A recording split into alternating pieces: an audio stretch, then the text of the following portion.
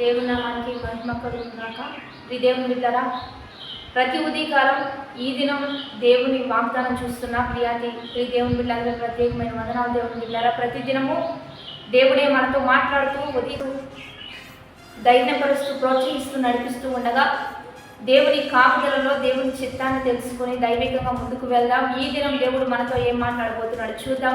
పరిశుద్ధ లేఖన గ్రంథంలో కీర్తనలు 130 దావీదు కీర్తన మొదటి 2 వచనాలు చదువుకుందాం. యెహోవా అగాధ స్థలములలో నుండి నేను నీకు మొరపెట్టుచున్నాను. ప్రభువా, నా ప్రార్థన ఆలకింపుము, నీ చెవియొగ్గి నా ఆర్త ధ్వని వినుము.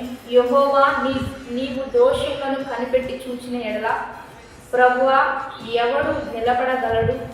అయినను జనులు నీ యందు భయభక్తులు నిలుపునట్లు నీ యొద్ద క్షమాపణ దొరుకుచున్నది. ఈరోజు దేవుని బిడ్డలారా, దేవాది దేవుడి యొద్ద మనకు దొరికే అద్భుతమైన కృప ఏంటంటే క్షమాపణ. ఎందుకంటే దేవుడు ప్రేమించేవాడు, క్షమించేవాడు, ఆదరించేవాడు, ధైర్యపరిచేవాడు, ప్రోత్సహించేవాడు, దీవించేవాడు, బాగు చేయాలని ఆశపడేవాడు. కాబట్టి ఇట్టి దేవుని కలిగి ఉన్న మనందరము ధన్యులం. అందుకనే దేవుణ్ణి విడిచిపెట్టక దేవుణ్ణి కలిగి జీవిస్తూ ముందుకు వెళ్దాం.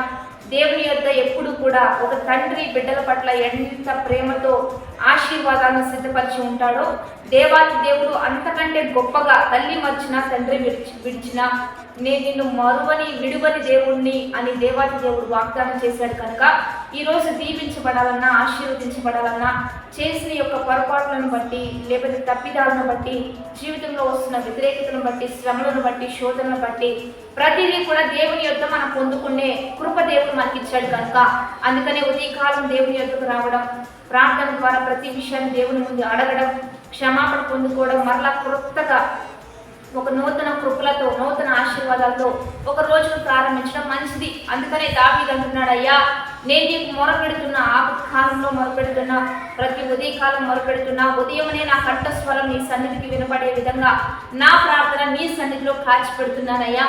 ఎందుకంటే మా తప్పిదాలను, మా దోషాలను నువ్వు గమనించి చూచిన ఎడల ఎవరు బ్రతకగలడు, ఎవరు జీవించగలడు?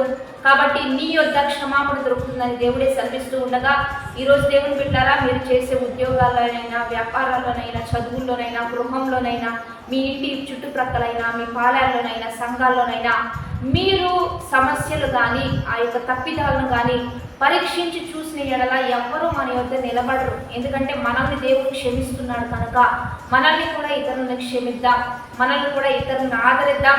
ఎందుకంటే మీరు పనిచేసే దగ్గర ఎక్కడ మీకు ఇతరుల పట్ల ఏ ద్వేషం ఉన్నా, ఏది మీరు ఉన్నా అది లోపల పెట్టేసుకొని మీరేదో ఇబ్బంది పడుతూ, మీరేదో కష్టపడుతూ అది లోపల మీరు మరి కృంగిపోయే కంటే కూడా మీరు క్షమించి వారిని ప్రేమించండి. దేవుని యొక్క క్షమాపణ అనే మంచి గుణం ఉంటూ ఉండగా ఆయన బిడ్డలమైన మనం కూడా ఇటువంటి మంచి లక్షణాన్ని కలిగి జీవిద్దాం. అందరితో సమాధానంగా నడుచుకుందాం. సాధ్యమైనంత వరకు ఇతరులను క్షమిద్దాం, ప్రేమిద్దాం, ఆదరిద్దాం. ఎందుకంటే దేవాతి దేవుడు ఏం తెలియచేశాడంటే, మీరు క్షమించుడి, అప్పుడు మీరు క్షమించబడతారు. మీరు ప్రేమించుడి, అప్పుడు మీరు ప్రేమించబడతారు. మీరు ఆదరించండి, అప్పుడు మీరు ఆదరించబడతారు. మనం ఈ భూమి మీద ఈ పనులు చేస్తూ ఉండగా పరలోకం నుండి ఇట్టి సహాయం మనకు అందించబడుతూ ఉంటుంది. కాబట్టి మనం గుప్పిలు పుడుతూ ఉండగా దేవుడి ద్వారాలు తెరుస్తూ ఉంటాడు. మనం ఇస్తూ ఉండగా, సహాయం చేస్తూ ఉండగా దేవుడే ఇట్టి కృప చూపుతాడు. కనుక యేసయ్య కలిగిన మనస్సు మీరులో కలిగి ఉండాలని దేవుని వాక్య లేఖనాల ప్రకారంగా మనం కూడా ఇట్టి మనసు కలిగి జీవిద్దాం. ప్రార్థన చేద్దాం. పరిశుద్ధ మహోన్నతుల గొప్ప దేవ, ఈ దినం మీరు మాకు ఇచ్చిన బలమైన వాక్వచనాలు బట్టి నీకు మహిమ. ఎంతమంది బిడ్డలు ఈ వాగ్దానం చూస్తున్నారు, ఈ వాక్వచనాలన్నీ బిడ్డల పట్ల రూఢీపరిచి నీ ఘనమైన నామానికి మహిమ తెచ్చుకుంటూ నీ నామ మహిమార్థంగా ఒక్కొక్కరిని ముందుకు కొనసాగించయ్యా.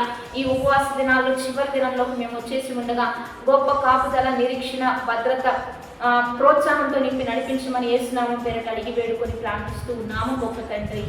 ఆమె మంచిగా లైక్, షేర్, కామెంట్ చేస్తూ దైవికంగా సిద్ధపడదాం, ఆత్మీయంగా బలపడదాం. మరి ఈ దినము ప్రత్యేకంగా చివరి ఉపవాసారాధన మరి ఉదయం 9 గంటలకి 10 గంటలకి ఈ ఆరాధన ప్రారంభించడం జరుగుతూ ఉంటుంది. మరి శనివారంన జేపీఎం మినిస్ట్రీస్ యొక్క చర్చి ప్రాంగణంలో చివరి 50వ దిన ఉపవాస ఆరాధన జరుగుతూ ఉంటుంది. విడుదల కొరకు, స్వస్థత కొరకు, ఆశీర్వాదం కొరకు, మేలులు పొందుకోవడానికి మీరందరూ కలిసి రండి. మా ప్రేమ పూర్వకమైన ఆహ్వానాన్ని మీకు తెలియజేస్తూ ఉన్నాం. ఆమేన్.